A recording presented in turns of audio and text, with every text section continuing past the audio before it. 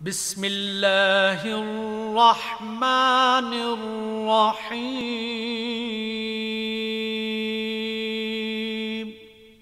شروع اللہ کے نام سے جو بڑا مہربان نہایت رحم والا ہے۔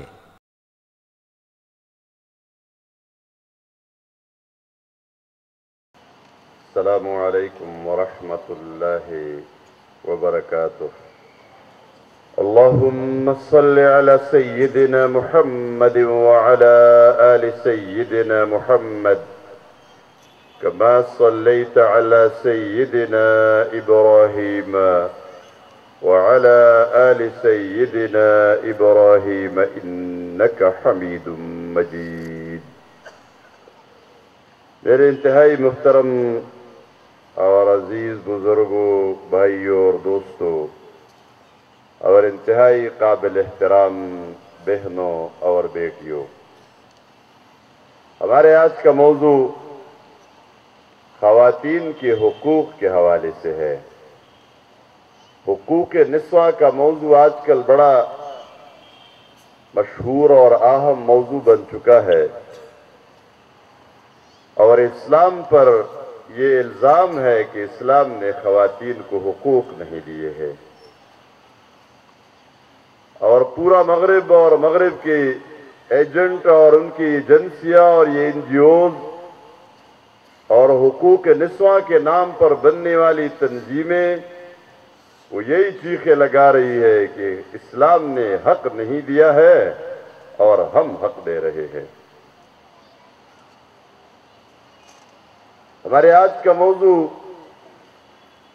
اسی وجہ سے رکھا گیا ہے کہ یہ ایک شوشہ بن گیا ہے کہ اسلام نے حقوق نہیں دیے ہیں، ورنہ اسلام نے صرف عورتوں کو نہیں مردوں کو بھی حقوق دیے ہیں۔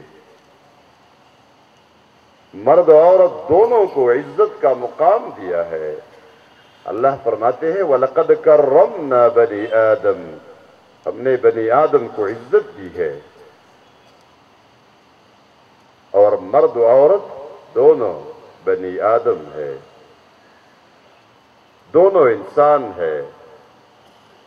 یہ تو جاہلیت کا زمانہ تھا جب عورت کے بارے میں یہی سوچ اور یہی فکر تھی کہ یہ عورت پتہ نہیں انسان ہے بھی یا نہیں ہے۔ اس پر بحثی ہوئی ہے کہ یہ عورت انسان نہیں ہے، بلکہ یہ تو مرد کو خوش رکھنے کے لیے اور مرد کے دل لبھانے کے لیے اللہ تبارک و تعالیٰ نے بس ایک چیز پیدا کی ہے، باقی انسانیت سے اس کا کوئی تعلق نہیں ہے۔ یہ ان لوگوں کے نظریات تھے جو آج کل حقوق نسواں کے نعرے لگا رہے ہیں۔ اسلام نے مرد کو اور عورت کو یکساں مقام دیا ہے، برابر مقام دیا ہے۔ ہر ایک کا اپنا مرتبہ ہے، اپنا مقام ہے۔ مرد کی اپنی حیثیت متعین کر دی ہے، عورت کی اپنی حیثیت متعین کر دی ہے، اور پھر مختلف ناموں کے ساتھ مختلف رشتے، جو ہر رشتے میں عورت بھی ہے، عورت ماں ہے، عورت بیٹی ہے، عورت بہو ہے، عورت بہن ہے، بیوی ہے، ان میں سے ہر حیثیت میں اس کا اپنا مقام ہے۔ اسی طرح مرد باپ ہے، بیٹا ہے، بھائی ہے، چچا ہے، خالو ہے، ہر حیثیت میں ہر ایک کا اپنا مقام ہے جو اللہ نے دیا ہے۔ وہ معاشرہ جس کے اندر ان رشتوں کی تمیز ہی نہیں ہے کہ رشتہ ہوتا کیا ہے، وہ حقوق نسواں کے بارے میں ہمیں کیا بتائیں گے؟ وہ عورتوں کو کیا حق دیں گے؟ جو عورت جس حیثیت سے حق ملنا چاہیے وہ حیثیت ہی وہاں نہیں ہے۔ وہاں ماں کا کیا مقام ہے؟ آپ کسی مغربی عورت سے پوچھیں جو لندن سے آئی ہے، آپ اس سے پوچھیں تمہارا اپنے علاقے میں تمہاری ماں کہاں ہے، کون ہے، تمہاری بہنیں کہاں ہیں، تمہارا بھائی، تمہارا باپ، تمہارا کوئی چچا، تمہارا کوئی خالو، تمہاری خالہ، تمہاری پھوپھی، تمہاری کوئی بانجی، کوئی بچیجی، وہ ہے؟ ہونا ہونا تو دوسری بات ہے اور دور کی بات ہے. ان رشتوں کو وہ جانتے ہی نہیں ہے کہ یہ بھی کوئی رشتہ ہوتا ہے. یہ اسلام نے یہ رشتے بنائے ہیں اور ہر رشتے میں ہر حیثیت میں عورت کو حق دیا ہے اور مرد کو بھی حق دیا ہے. ہم حقوق کے لیے تو بڑے چیختے ہیں, حقوق ملنے چاہیے. حقوق نسواں کے نام سے بننے والی تنظیمیں یہاں چیخ رہی ہوتی ہے ہم حقوق دے رہے ہیں. حقوق کے نام پر سب سے بڑا ظلم ان اداروں نے کیا ہے, ان این جی اوز نے کیا ہے اور یہ ان تنظیموں نے کیا ہے جو خواتین کے حقوق کے نعرے لگاتے ہیں. کہتے ہیں ہم حق دیتے ہیں, حق تو اسلام نے دیا ہے. اس موضوع کے حوالے سے بنیادی طور پر ایک بات آپ ذہن میں رکھیں, خواتین بہنیں بھی اچھی طرح متوجہ ہو جائے. مسلسل یہ بات خواتین کے بارے میں آ رہی ہے کہ موبائل بھی سن رہی ہے اور شور بھی کر رہی ہے, گپ شپ بھی کر رہی ہے. کیا فائدہ ہوگا پھر آپ کے یہاں آنے کا؟ اچھا ہوتا کہ پھر آپ کسی اور پارک میں چلی جائیں جہاں جس پارک میں یہ ٹینشن بھی نہ ہو, آواز بھی آپ کو تنگ نہ کرے اور آپ موبائل پہ گفتگو کرے, چکر لگائے, کھائے پیئے, باتیں کرے, گپ شپ کرے. پھر کوئی فائدہ نہیں ہے. توجہ سے آپ درس قرآن کو سنیں, غور سے سنیں, توجہ کے ساتھ. مرد بھی متوجہ ہو کر بیٹھے اور جاگ کر بیٹھے. یہ ٹیک لگانے والے جو ٹیک لگاتے ہیں اکثر وہی سوتے ہیں. صحیح طریقے سے بیدار ہو کر بیٹھے. ہم حقوق کی چیخیں لگاتے ہیں اور حق ہر کوئی مانگتا ہے. میں بھی مانگتا ہوں, آپ بھی مانگتے ہیں. اور لوگ کہتے ہیں نا حقوق مانگے نہیں جاتے, حقوق چھینے جاتے ہیں. لیکن حقوق کے ساتھ ایک اور بات بھی یاد رکھیں, حقوق کے ساتھ ذمہ داریاں بھی ہے, حقوق کے ساتھ فرائض بھی ہے. بجائے اس کے ہم حقوق کی چیخیں لگائیں, ہم ذمہ داریوں کی طرف متوجہ ہو جائے. اس لیے کہ جہاں حق ہے وہ دوسری جگہ ذمہ داری ہے, اور جہاں ذمہ داری ہے وہ اگلی جگہ پہ حق ہے. یہ حقوق ہمارے ان پتھروں پہ نہیں ہے, ان درختوں پہ اور دریاؤں پہ نہیں ہے, یہ حقوق ایک دوسرے پر ہے. جہاں شوہر کے حقوق ہے وہ بیوی کی ذمہ داری ہے, اور جہاں بیوی کے حقوق ہے وہ شوہر کی ذمہ داری ہے. ماں باپ کے حقوق ہے تو وہ بچوں کی ذمہ داری ہے, اور بچوں کے حقوق ہے تو وہ ماں باپ کی ذمہ داری ہے.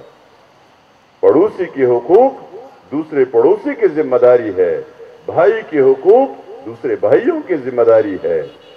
ہم اگر اپنا رویہ اس سلسلے میں درست کرے, اپنا رویہ ٹھیک کر دے اور اپنی ذمہ داریوں کی طرف متوجہ ہو جائے, ہمارے رویوں میں تضادات ہوتے ہیں اور وہ اس طرح ہوتا ہے کہ ہم حقوق تو ضرور مانگتے ہیں. میں اکثر مثال دیتا ہوں کہ ہمارے اسکولوں کے اساتذہ یا جتنے بھی دفاتر ہوتے ہیں, لیکن اسکول میں یہ موقع زیادہ ملتے ہیں, خالی پیریڈ ہوتے ہیں, بریک ہوتا ہے, اس میں بھی یہ اسٹاف روم میں بیٹھے ہوتے ہیں اور ان کا سارا وقت جو گزرتا ہے, آپ میں سے اکثریت بھی اسکول اساتذہ ہوں گے, اس لیے یہ مثال ذرا زیادہ سمجھ میں آئے گی.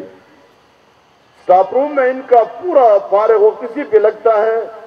وہ اسکیل بڑا نہیں, 14 سے 15 نہیں ہوا, 15 سے 16 نہیں ہوا, وہ انکریمنٹ بھی نہیں لگا, وہ اعلان تو ہوا تھا بجٹ میں, یہ سب کچھ ہو گیا تھا. وہ وزیر اعلیٰ نے, وزیر اعظم نے یہ بھی کہا تھا, یہ حالانکہ تنخواہ بڑی نہیں, یہ ہوا. کیلکولیٹر لیا ہوتا ہے, اگر یہ اسکیل اتنا ہو گیا تو پھر تنخواہ اتنی ہو جائے گی, تو پھر میری پینشن اتنی ہوگی. یہ سارا کچھ, یہ گریجویٹی ہوگی اور یہ پلان ہوگا اور یہ جی پی پر اتنا بنے گا, یہ پورا کیلکولیشن ہم کر رہے ہوتے ہیں اور اس کے لیے چیخ رہے ہوتے وہ نہیں ہوا جی, وہ ملا نہیں, وہ انکریمنٹ لگا نہیں, یہ سارا.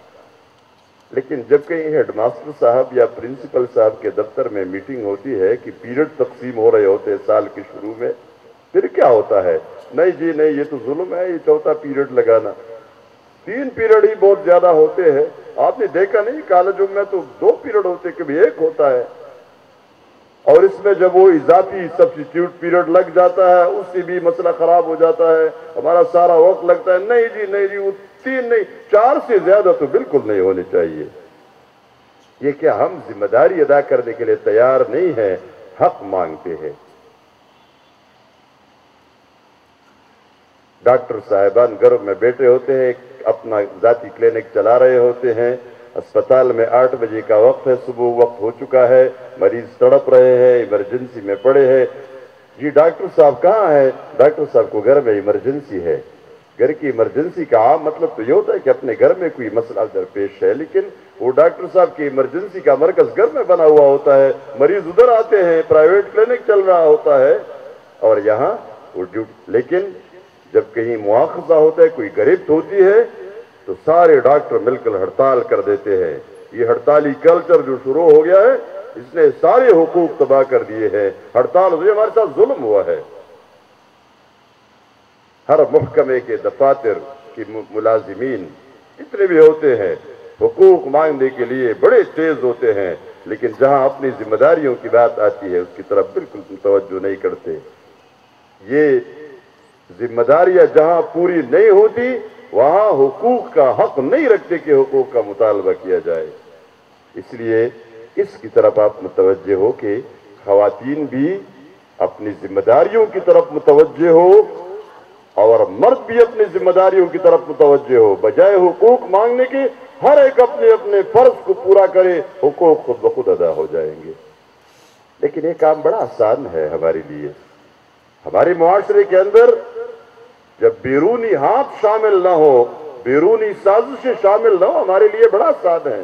ہم بات سمجھا سکتے ہیں، مرد بھی بات سمجھ سکتے ہیں، عورتیں بھی بات سمجھتی ہیں۔ ہمارے عورتیں مسلمان ہے، مومنہ ہے، وہ جانتی ہے ان تمام چیزوں کو، وہ اپنے مقام کو بھی جانتی ہے اور اپنے فرائض کو بھی جانتی ہیں، لیکن باہر کے لوگ، ہمارے دشمنوں نے آ کر ہمارے اندر اتنا بڑا فساد برپا کر دیا ہے کہ آج اس کو کنٹرول ہم نہیں کر پا رہے۔ ہم ذرا ایک جائزہ لے لیں کہ اسلام سے پہلے کیا تھا۔ ذرا جاہلیت کا وہ معاشرہ جس کو اسلام نے ختم کیا، اسلام نے عورت کو جو مقام دیا، اسلام سے پہلے کیا تھا۔ جب جاہلیت کا زمانہ تھا، ہم اس کو دیکھتے ہیں تو وہاں عورت کے ساتھ انصاف کی کوئی مثال نظر نہیں آتی، بلکہ عورت کو اپنے لیے باعث شرم سمجھا جاتا تھا۔ اللہ تبارک و تعالیٰ نے اس کی جو تصویر کھینچی ہے قرآن کریم میں، فرمایا جب کسی کے گھر میں بیٹی پیدا ہوتی تھی اس زمانے میں تو بیٹی کی بڑا واویلا ہوتا تھا اور بڑی شرمندگی ہوتی تھی کہ بیٹی پیدا ہو گئی ہے۔ قرآن نے اس کی جو تصویر کھینچی ہے فرمایا وَإِذَا بُشِّرَ أَحَدُهُمْ بِالْأُنْثَى ظَلَّ وَجْهُهُ مُسْوَدًّا وَهُوَ كَظِيمٌ يَتَوَارَى مِنَ الْقَوْمِ مِنْ سُوءِ مَا بُشِّرَ بِهِ أَيُمْسِكُهُ عَلَى هُونٍ أَمْ يَدُسُّهُ فِي التُّرَابِ۔ جب ان میں سے کسی کو بیٹی کی خوشخبری دی جاتی ہے، یعنی قرآن نے بتایا بیٹی پیدا ہوئی ہے تو یہ خوشخبری ہے، یہ اچھی خبر ہے تمہارے لیے۔ ایک روایت میں یہ بھی آیا ہے کہ کسی بھی عورت کی خوشبختی اور نیک بختی کی علامت یہ ہے کہ اللہ سب سے پہلے اس کو بیٹی دیتا ہے، تو یہ تو خوشخبری ہے، بیٹی اللہ کی رحمت ہے۔ اس طرح نبی کریم صلی اللہ علیہ وسلم نے ایک مرتبہ فرمایا جس کی 3 بیٹیاں تھی، تینوں کی پرورش کی، اچھے طریقے سے ان کو سنبھالا، ان کی پرورش، ان کی تربیت کی، پھر اچھی اچھی جگہوں پر ان کے رشتے کیے، اس میں وہ فکر مند رہا اور رشتہ کر کے وہ اس وقت فارغ ہوا، قیامت کے دن دوزخ کی آگ سے یہ تینوں بیٹیاں نجات کا ذریعہ بنے گی۔ ایک شخص بیٹھا ہوا تھا مجلس میں جس کی 2 بیٹیاں تھیں، اس نے فوراً سوال کیا اے اللہ کے رسول اگر کسی کی 2 بیٹیاں ہو تو اس کا کیا ہوگا؟ فرمایا ہاں جس کی 2 بیٹیاں ہوں گی ان کے ساتھ یہی طریقے سے اس نے سلوک کیا، اچھا سلوک کیا، اس کے لیے بھی دوزخ سے آگ سے نجات کا ذریعہ بنے گی۔ وہ راوی فرماتے ہیں کہ اس مجلس میں ایسا کوئی شخص نہیں تھا جس کی 1 بیٹی ہو، سب کی بیٹیاں زیادہ تھی۔ ورنہ اگر اللہ کے رسول سے یہ سوال ہوتا کہ اگر ایک بیٹی ہو تو آپ نے بھی یہی جواب دینا تھا کہ ایک بیٹی بھی دوزخ کی آگ سے نجات کا ذریعہ بنے گی۔ تو بیٹی تو خوشخبری ہے، ہم اس کو برا خبر بناتے ہیں۔ فرمائے جب خوشخبری دی جاتی ہے بیٹی کی تو یہ کیا کرتا ہے؟ اس کا چہرہ کالا پڑ جاتا ہے، غم غصے سے بھر جاتا ہے، اور پھر سوچ و فکر میں لگا ہوتا ہے، سوچ رہا ہوتا ہے یہ جو کہتا ہے یہ جو بری خبر دی گئی ہے، یہ سوچ رہا ہے یہ خبر بہت بری خبر مجھے دی گئی، یہ جو بری خبر دی گئی ہے اس کے ساتھ کیا کرے؟ اس بیٹی کو زندہ درگور کر دے یا اس کو بے عزتی کے ساتھ رکھے اپنے پاس؟ ان رکھوں گا تو یہ میرے لیے بڑی بے عزتی ہے۔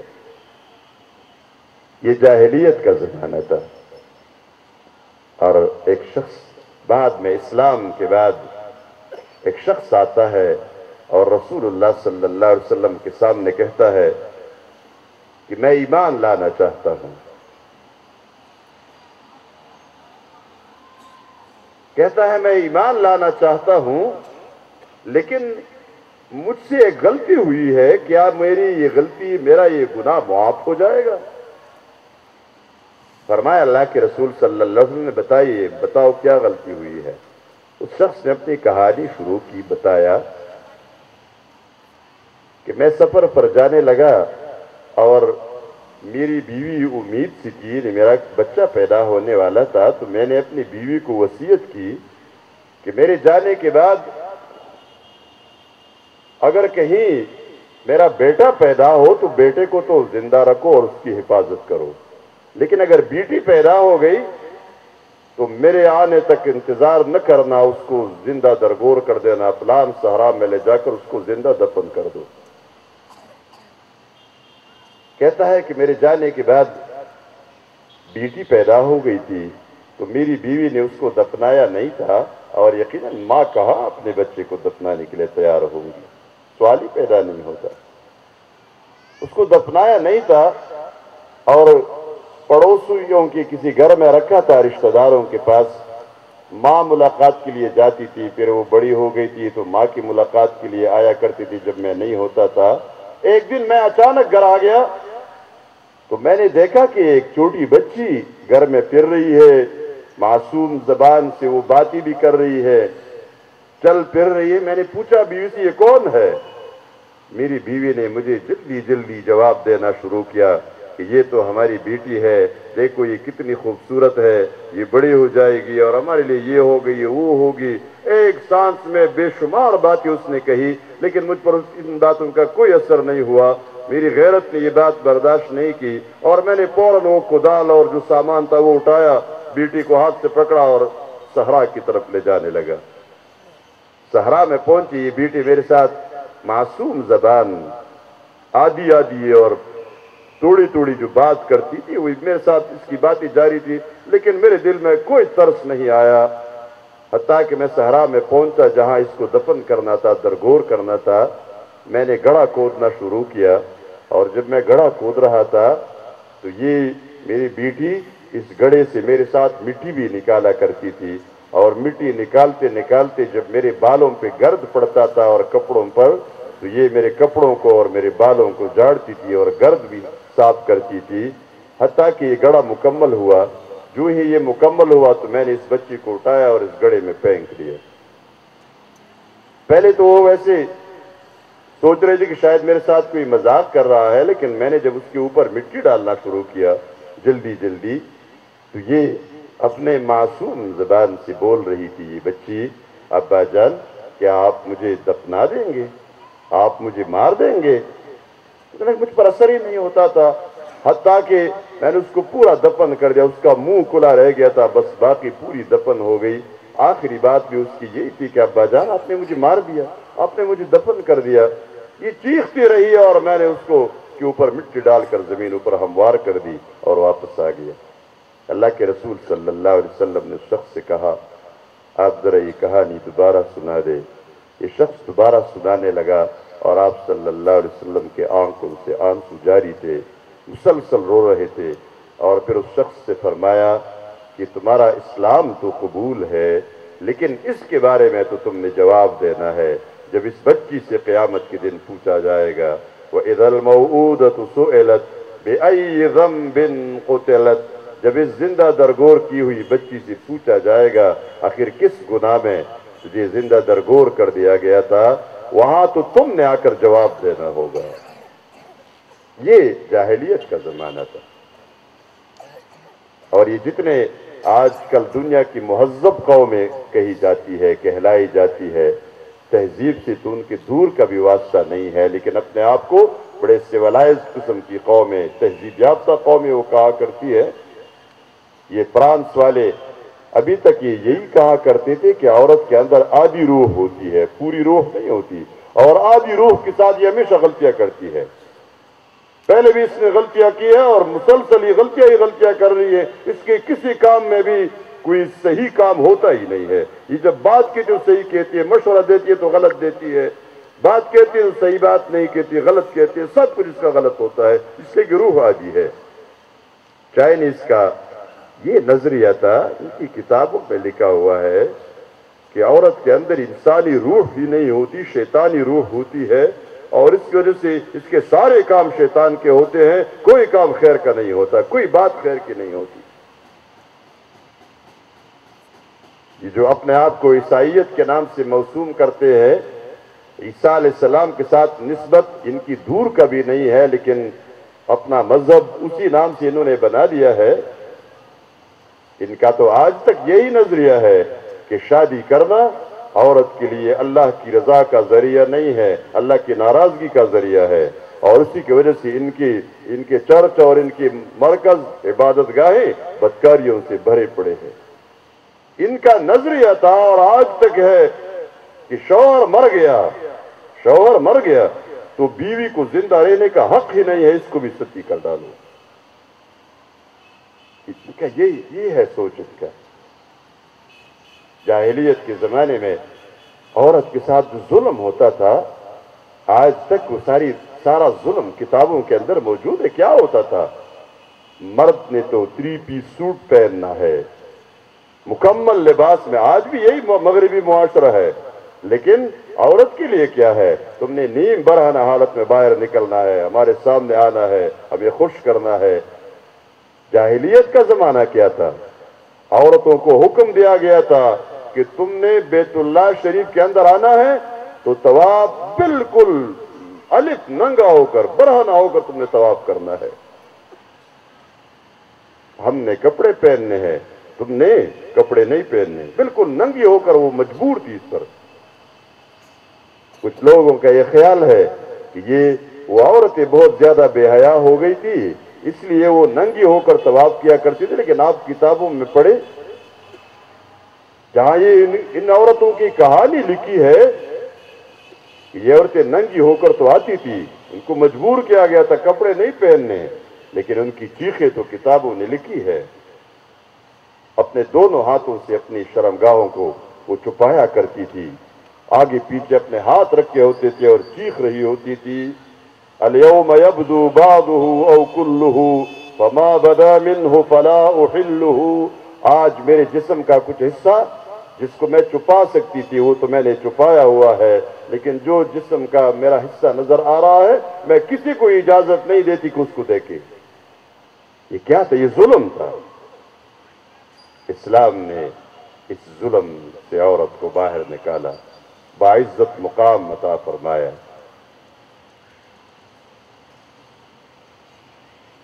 یہ جو آپ نے حدیث سنی، اللہ کے رسول صلی اللہ علیہ وسلم نے جو فرمایا، تم میں سے بہتر ہو جو اپنی بیوی کے لیے اور اپنے اہل و عیال کے لیے بہتر ہو، اور مجھے دیکھو میں ان کے لیے سب سے زیادہ بہتر ہوں۔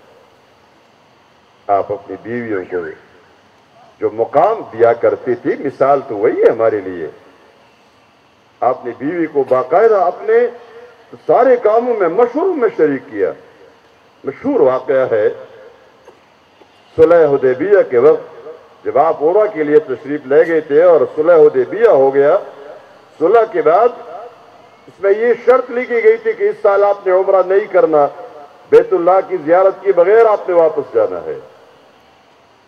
آپ نے یہ فیصلہ مان لیا، یہ شرط مان لی ان کی، اور جو ہی معاہدہ لکھنے سے اور دستخط کرنے سے فارغ ہو گئے، صحابہ کرام کو حکم دیا کہ آپ اپنے سر منڈوائے، قربان یا ذبح کرے اور احرام کے کپڑے بدل دے، واپس جانا ہے۔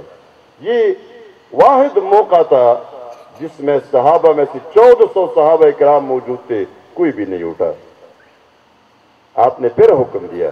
صحابہ کا خیال تھا کہ یہ شرائط تو اچھی شرائط نہیں ہے، یہ تو ہماری کمزوری دکھا رہی ہے، یہ شرائط ہم کیسے اس کو مانیں؟ ممکن ہے بھی اللہ کی طرف سے وہی آ جائے کہ نہیں نہیں عمرہ ادا کرنا ہے پھر جانا ہے، اس وجہ سے کوئی اٹھ نہیں رہا تھا۔ آپ نے 2-3 بار حکم دیا لیکن کوئی نہیں اٹھا۔ آپ کی طبیعت میں ناسازی پیدا ہو گئی۔ اس سفر میں حضرت ام سلمہ رضی اللہ تعالیٰ عنہ ساتھ تھی، خیمے میں موجود تھی۔ آپ صلی اللہ علیہ وسلم اس کے خیمے میں چلے گئے، اپنے خیمے میں جہاں ام سلمہ رہتی تھی اس دوران چلے گئے۔ بڑی طبیعت ناساز تھی، طبیعت خراب تھی، پریشان تھے۔ حضرت ام سلمہ سے فرمایا، لوگوں سے کہتا ہوں سر منڈوائے، قربان یا ذبح کرے، یعنی قربان یا ذبح کرے، سر منڈوائے، جو ترتیب ہے، احرام کے کپڑے بدل دے، کوئی اٹھ نہیں رہا، بات نہیں مان رہا۔ حضرت ام سلمہ رضی اللہ تعالیٰ عنہ نے کہا، اے اللہ کے رسول، یہ تو بڑا آسان کام ہے، یہ تو پریشانی کی بات ہی نہیں ہے، بڑا آسان ہے۔ آپ فرماتے بتائیے کیسے آسان ہے؟ اب دیکھیں بیوی سے مشورہ، آپ صلی اللہ علیہ وسلم صاحب وحی ہے، پیغمبر ہے، مشورہ دیا اس نے کہا، اے اللہ کے رسول، آپ باہر تشریف لے جائیے، جا کے اپنے قربانی ذبح کیجئے، پھر اپنا سر منڈوائیے، حجام کو بلائیے، آپ دیکھیں صحابہ پھر کیا کرتے ہیں۔ آپ صلی اللہ علیہ وسلم بڑی خوش ہو گئے، یہ تجویز بڑی پسند آئی، اپنی بیوی کی تجویز تھی۔ باہر فوراً نکلے، اپنے قربانی ذبح کی، سر منڈوانے لگے۔ صحابہ کرام تو دیوانوں کی طرح ٹوٹ پڑے۔ ان کا تو خیال یہ تھا کہ شاید وہی آئے گی اور اللہ کے رسول کو روک دیا جائے گا کہ نہیں نہیں ایسا نہیں۔ اس انتظار میں جب پتہ چلا بات یقینی ہے، حکم یہی ہے، فوراً سب اٹھے اور سب نے اپنے قربانیاں ذبح کی، سر منڈوائے اور احرام کے کپڑے انہوں نے اتار دیے، کھول دیا احرام۔ یہ اللہ کے رسول کا طریقہ ہے۔ میں اپنے گھر والوں کے لیے سب سے زیادہ بہتر ہوں، یہی ہے۔ اس عورتوں کے حقوق کا چیمپئن تو اسلام ہے، عورتوں کے حقوق کا علمبردار تو اللہ کے رسول صلی اللہ علیہ وسلم ہے۔ وفات سے پہلے 2 باتوں کے لیے بار بار فرماتے رہے، نماز کا خیال رکھو، نماز کا خیال رکھو اور عورتوں کا خیال رکھو۔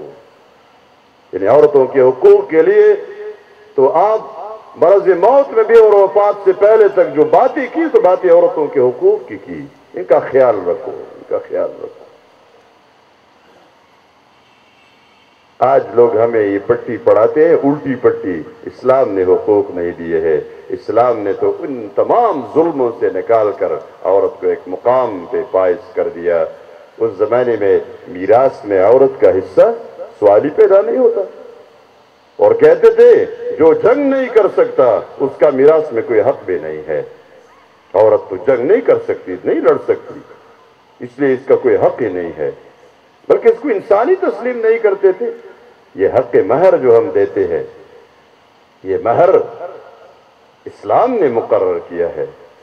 عورتوں کا ظاہر بات ہے، مرد کی ضرورت ہے کہ وہ شادی کرے، بیوی ضرورت ہے اس کی کہ بغیر اس کا گزارا نہیں ہوتا، لیکن بیوی کا گزارا بھی شوہر کے بغیر نہیں ہو سکتا۔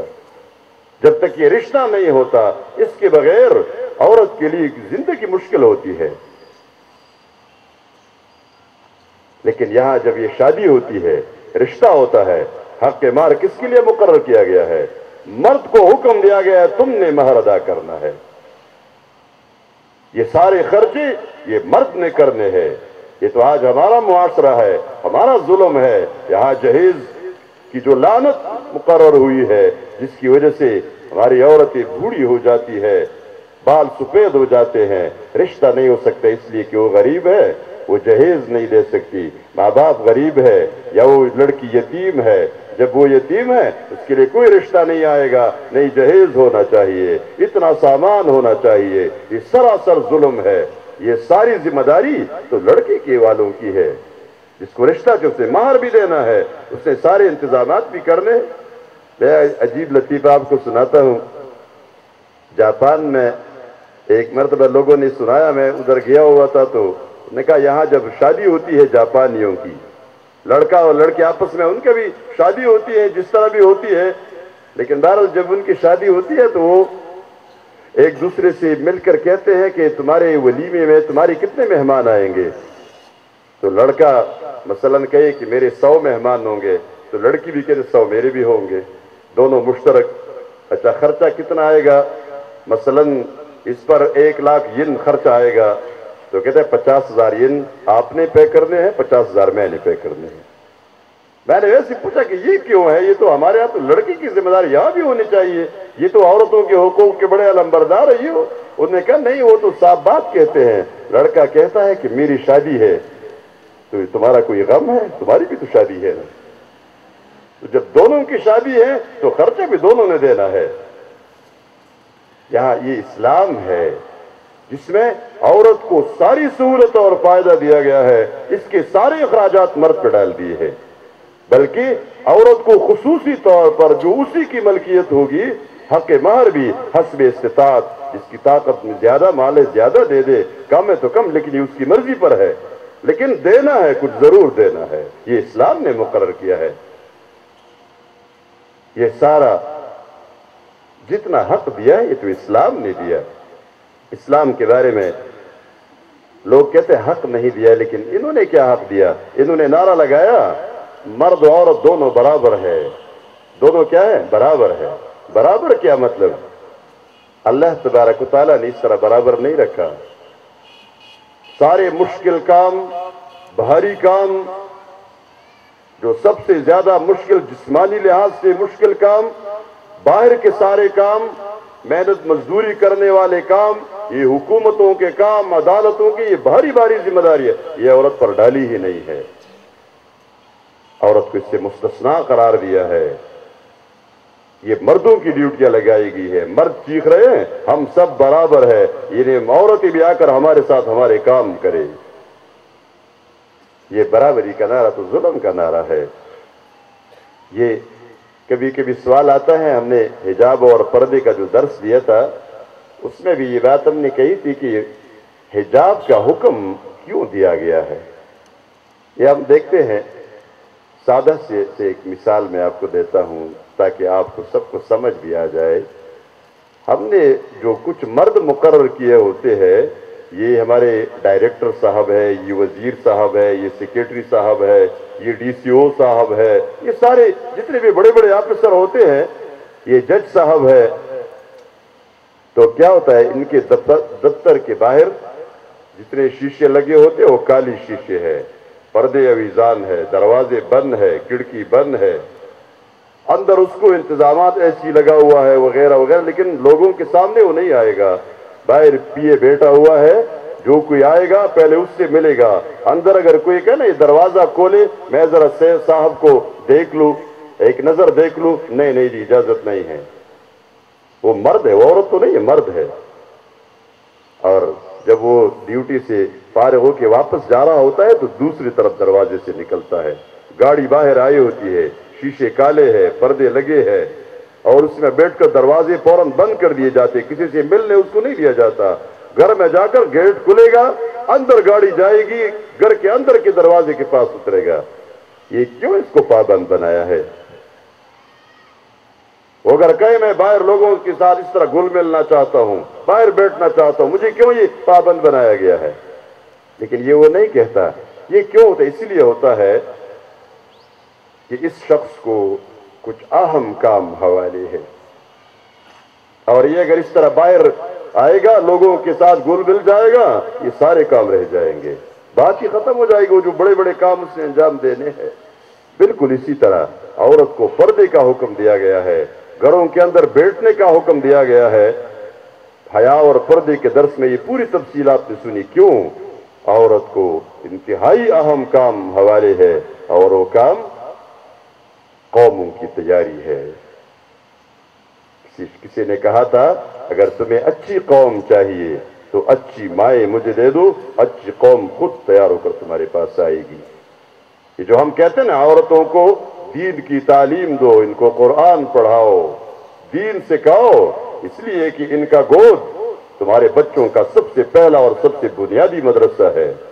اس مدرسے کے اندر ماہرین تعلیم کہتے ہیں بچہ 90% علم، یعنی 90% علم وہ 6 سال تک ماں کی گود میں سیکھتا ہے، یہ باقی 10% وہ اسکول اور کالج اور مدرسوں میں اور یونیورسٹیوں میں سیکھتا ہے۔ آج یہ مدرسہ ماؤں سے چھینا گیا ہے۔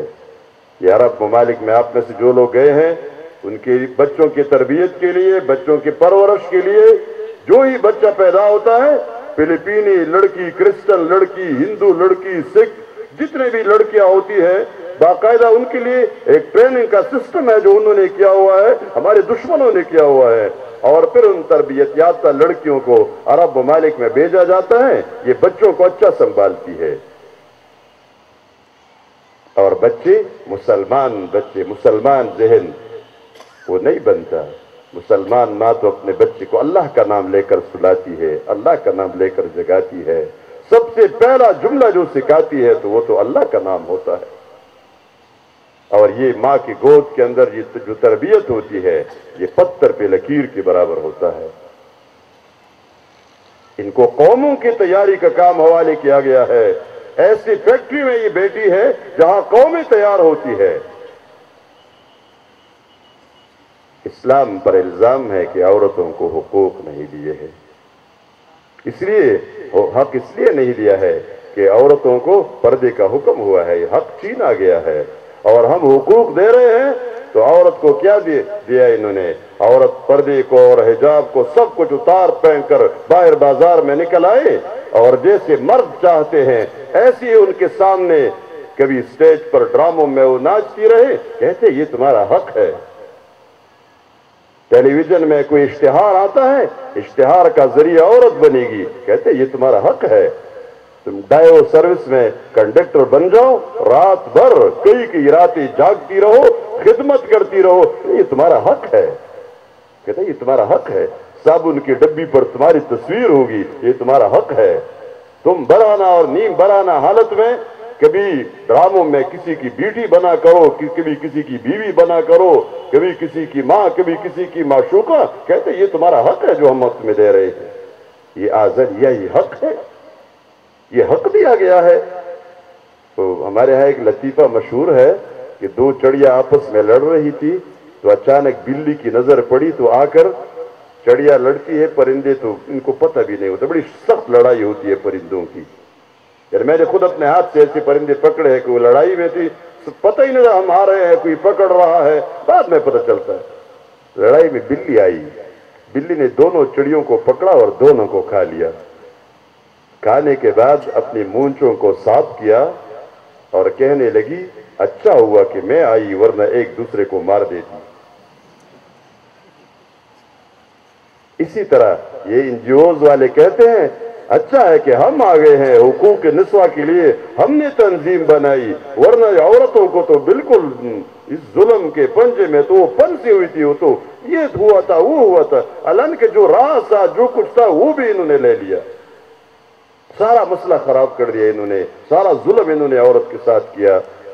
اور یہ جو قرآن نے حکم دیا ہے نا وَقَرْنَ فِي بُيُوتِكُنَّ وَلَا تَبَرَّجْنَ تَبَرُّجَ الْجَاهِلِيَّةِ الْأُولَى، اپنے گھروں میں ٹک کر رہو، آرام سے باوقار طریقے سے رہو، جاہلیت جیسے بناؤ سنگار کے ساتھ باہر نہ نکلو۔ ہمیں کہا جا رہا ہے ہم جدیدیت کی طرف تو ملے جا رہے ہیں، خواتین کو یہ دھوکہ دیا جا رہا ہے، جدیدیت کی طرف نہیں، پرانی جاہلیت کی طرف لے جایا جا رہا ہے۔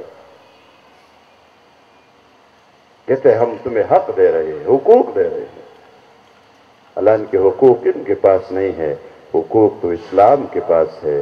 اسلام نے، میں چیلنج کرتا ہوں، بلکہ میں کہتا ہوں اسلام چیلنج کرتا ہے کہ اسلام نے عورت کو مختلف حیثیتوں میں جو حقوق دیے ہیں ان میں سے ایک حیثیت ہم ان کو دیتے ہیں، ماں کی حیثیت میں، یعنی ماں کی حیثیت سے اسلام نے عورت کو جو حقوق دیے ہیں، جو مقام دیا ہے، تمہارے ساری NGOs والے، یہ پورا مغرب یہ ساری جتنے بھی ان کی تنظیمیں ہیں یہ مل کر تم ایک ماں کی حیثیت والا حق دے دو جو اسلام نے دیا ہے. کتنا بڑا حق ہے جو بچوں کا رکھا گیا ہے, کتنا بڑا مقام ہے جو ماں کو دیا گیا ہے بے حیثیت ماں. یہی عورت ایک حیثیت میں اب ماں ہے, ایک ہی وقت میں یہ بیٹی بھی ہے, وہ الگ اس کے حقوق ہے, بیوی ہے وہ الگ اس کے حقوق ہے, یہ بہن ہے الگ اس کے حقوق ہے.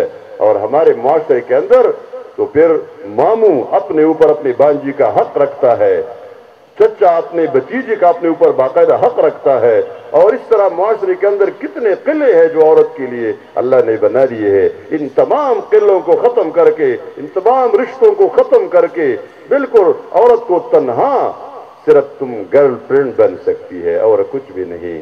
اور ان کے معاشرے میں تو یہی تھا, یہ جانوروں کا معاشرہ جہاں دو جانور آپس میں کچھ وقت کے لیے دوست بن سکتے ہیں, اکٹھے وہ چرے اکٹھے پانی پیے, لیکن جب معمولی سے کوئی جھگڑا ہوا گھاس کی کسی مٹی پر تو ایک دوسرے کو سینگے مار کر دوسرے کو بھگا دیتے ہیں. گرل اور بوائے فرینڈ دونوں مل جاتے ہیں, کچھ عرصہ گزر جاتا ہے اور آپس میں لڑائی ہو جاتی ہے, سب کچھ ختم ہو جاتا ہے. ہمارے یہاں کسی برطانیہ میں ایک شخص ہمارے دوست تھے, اسی پر ان کے ساتھ بات چیت ہوئی تو اس نے کہا جتنا عرصہ تم شادی کے بعد ایک دوسرے سے گزارتے ہو اور پھر الگ ہوتے ہو اتنا عرصہ تو ہم نکاح کے بعد اور منگنی کے بعد انتظار کرتے ہیں. یہ مضبوط رشتہ, یہ پکا رشتہ, ختم نہ ہونے والا رشتہ, یہ مضبوطی تو اسلام دی ہے ہمیں. یہ میاں بیوی کا رشتہ کتنے محبت کا رشتہ ہوتا ہے, کتنا اس کے اندر اللہ نے پیار رکھ دیا ہے. یہ پیار ان کے یہاں کہاں ہے؟ وہ لندن کی شاہی خاندان کی لڑکی لیڈی ڈیانا کے نام سے جو مشہور تھی, وہ اپنے بوائے فرینڈ نے جب اس کو چھوڑ دیا تو پوری دنیا میں اس کی جگہ نہیں تھی کہاں جائے. نہ اس کا کوئی چچا سامنے آیا, نہ اس کا باپ آیا, نہ اس کا بھائی آیا کہ اس کو کوئی سنبھالے تو صحیح. ہمارے معاشرے میں, اسلامی معاشرے میں عورت کا شوہر مر جاتا ہے تو صرف شوہر کی کمی آ جاتی ہے بس. اس کے بھائی کڑے ہوتے ہیں, باپ کڑا ہوتا ہے, اس کے چچے, اس کے ماموں, بلکہ شوہر کا گھرانہ خود کہتا ہے ہم اس کو رکھیں گے, اس کی ساری حفاظت ہم کریں گے. یہ اسلامی معاشرہ ہے. لیکن مسلمانوں کے کچھ ظلم, مسلمانوں کے ظلم, وہ اسلام اس سے بدنام ہو گیا ہے. ظلم تو ہم نے کیا ہے, اللہ نے نہیں کیا. اللہ نے میراث میں حق دیا ہے جس کو انہوں نے اسلام کے خلاف شوشہ بنا دیا ہے. کہتے ہیں اسلام نے حق نہیں دیا. دیکھیں آدھا حصہ دیا ہے, کہتے ہیں عورت کو آدھا حصہ دیا. آدھا حصہ کیوں دیا گیا ہے؟ اگر اس سے پوچھا جائے بھائی تو وہ اپنا آدھا تو دکھاؤ. وہ آدھا جو تم کہتے اسلام نے آدھا دیا, تم آدھا جو دیتے وہ تو دکھاؤ نا. اس علم کو پڑھ کر, اس کو سمجھ کر, آج کل ہمارے علماء بھی کہتے ہیں میراث کا مسئلہ بڑا مشکل ہے جی, یہ بڑا مشکل علم ہے, کوئی نہیں سیکھ سکتا. یہ اس لیے مشکل علم ہے کہ اس پر عمل یہ لوگ کرتے نہیں ہیں. مولانا صاحب, قاری صاحب, دوسرے بزرگان دین جتنے بھی ہوتے ہیں, اللہ معاف کرے, ممکن ہے بہت سارے لوگ ایسے ہو جو میراث کا حصہ دیتی بھی ہے, خود دینے کے لیے تیار نہیں ہوتے, اس لیے کہتے ہیں یہ مشکل علم ہے.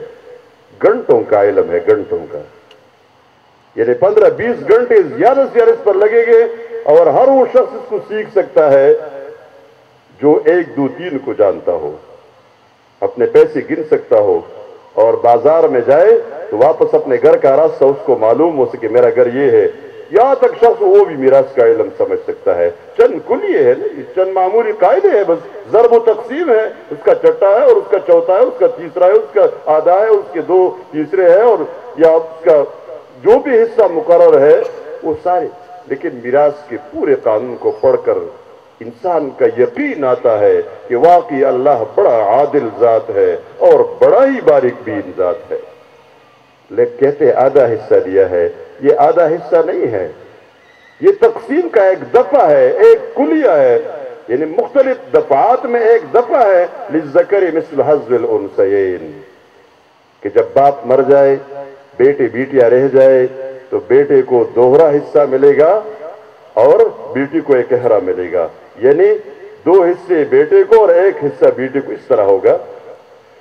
ہمارے ہاں پشتوں میں, ہمارے علاقوں میں جہاں لوگ زمین تقسیم کر رہے ہوتے ہیں تو ایک دوسرے سے کہتے ہیں الگ کوئی وٹ کٹ بہو باسو, وٹ کٹ یہ ہمارے پشتو بولنے والے لوگ سمجھتے ہیں، اس کا مطلب یہ ہوتا ہے کہ کمی بیشی پوری کریں گے۔ کمی بیشی کس طرح؟ یہاں بھی زمین ہے، ایک جگہ زمین ہوتی نہیں ہے، یہاں بھی زمین ہے، ادھر بھی زمین ہے، یہ آباد زمین ہے، وہ غیر آباد زمین ہے، وہ بارانی زمین ہے، اور یہ یہاں ٹیوب ویل ہے یا نہر ہے، آباد زمین ہے، یہاں کم دیا جائے گا تو وہاں زیادہ دیا جائے گا، وہاں کم دیا گیا تو یہاں وہ کمی پوری کر دی جائے گی، یہ وہ وٹ کٹ اس کو کہتے ہیں، یہ نکالیں گے۔ یہاں بھی اس طرح ہوا ہے، پورا حصہ ہے مکمل۔ میں آپ کو مثال دیتا ہوں، آپ غور سے اس مثال کو سنیں، مرد بھی خواتین بھی سب توجہ کے ساتھ سنیں۔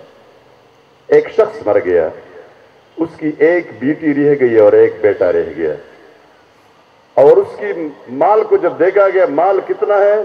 3 لاکھ روپے رہ گیا، مثلا مثال کے طور پر۔ 3 لاکھ روپے میں کیا ہوگا؟ اب 2 حصے لڑکے نے لینے ہیں اور 1 حصہ لڑکی نے لینا ہے۔ اس طرح ہے نا، اب کتنے 2 لاکھ روپے لڑکا لے گا، 1 لاکھ لڑکی لے گی، بیٹی لے گی۔ اس طرح ہے، بالکل قانون اسی طرح ہے۔ یہیں پر روک کر انہوں نے الزام لگائے، دیکھو آدھا حصہ دیا گیا ہے۔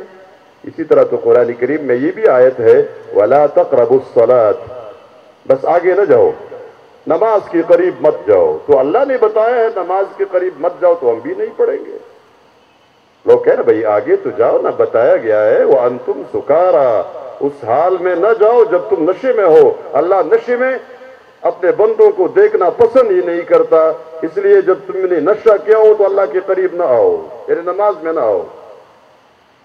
اسی طرح بھی انہوں نے یہاں روک کر، دیکھو نا آدھا ہے، دیکھو نا شور مچایا۔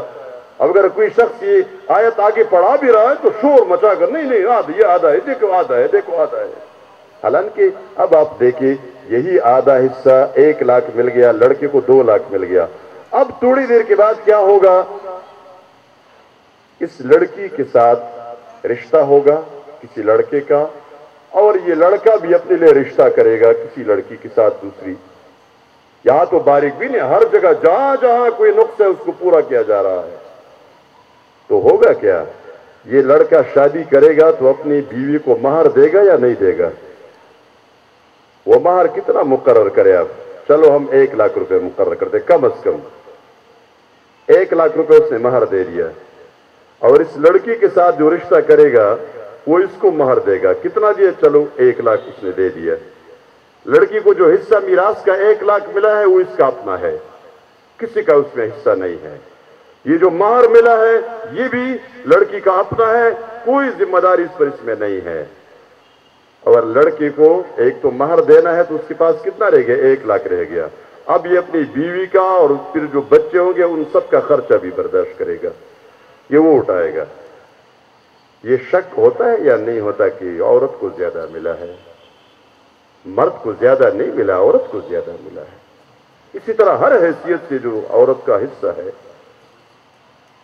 یہ اسلام کے خلاف ایک الزام اور شوشے ہے۔ آدھی گواہی کا شوشہ، گواہی تو ذمہ داری ہے، وہ تو حق نہیں ہے۔ گواہی کے لیے عدالتوں میں جانا پڑتا ہے، مشکل پیش آتی ہے، بے شمار مشکلات۔ گواہی کی ذمہ داری مرد کے لگائی گئی ہے۔ ہاں جب مرد نہ ملے تو عورت سے درخواست کی گئی ہے، اب تم جا کر گواہی دو، اور 1 نہیں 2 مل کر جاؤ۔ یہ عورتوں کا مزاج ہے کہ وہ مل کر جاتی ہے، کبھی اکیلے نہیں نکلتی باہر۔ کسی بھی جگہ درس کے لیے بھی آتی ہے تو اپنے سہیلیوں کو کہے گی، اکٹھے آئیں گی۔ اور گواہی پر پیسے لینا ہوتے تو ہم کہتے یہ حق ہے، پیسے لینا گواہی پر حرام ہے۔ یہ سارے انہوں نے الزامات لگائے، شوشے چھوڑے ہیں، لیکن اس میں جو بنیادی بات ہے وہ یہ ہے کہ اسلام نے تو حقوق دیے۔ اسلام نے بیوی اور نوکرانی میں فرق سمجھایا۔ بیوی گھر آئی ہے تو بیوی کی گھریلو ذمہ داریاں یقیناً اخلاقی فرائض ہوتے ہیں، بیوی ادا کرتی ہے، لیکن بیوی نوکرانی نہیں ہے، یہ آپ کو اچھی طرح معلوم ہونا چاہیے۔ یہ اس گھر کا اس طرح ایک فرد ہے جس طرح آپ ہے، جس طرح مرد ایک فرد ہے وہ بھی ایک فرد ہے، یہ نوکرانی نہیں ہے۔